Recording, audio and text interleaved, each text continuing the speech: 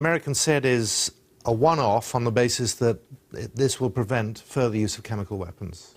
I think so. I think it's punitive action in the same way that the Obama administration planned it in 2013 and then didn't execute. Well, ironically, because of the vote here in Britain. Exactly. But I think now that obviously the completely different leadership, there are a lot of things at play here. There's a humanitarian aspect. I think Trump himself and the administration was touched by what happened there. They wanted to respond on humanitarian grounds.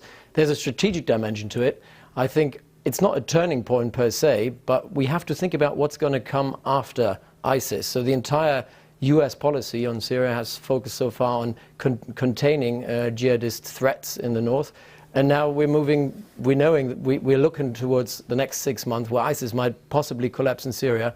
And then we have to think about what comes after ISIS and what's happening with the Assad regime. And much has been made about Donald Trump as a man, his personal reaction to this.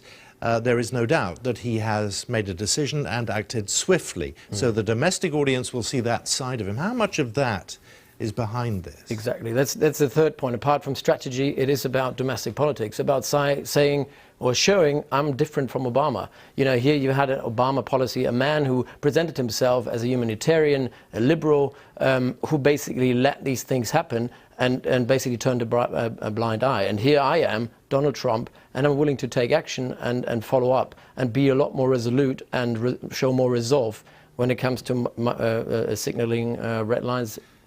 And in terms of the Russian reaction, which is going to be crucial, how do you think they will play it? We're getting all the almost predictable reaction to a strike by the United States on Syrian soil.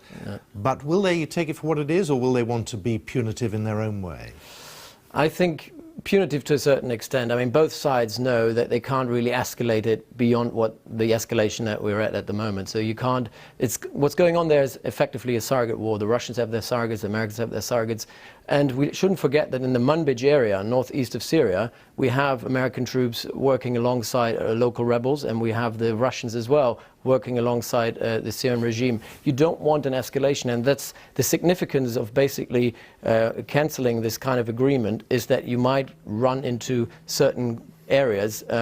There's a risk of these two sides colluding. So the advice would be just calm it.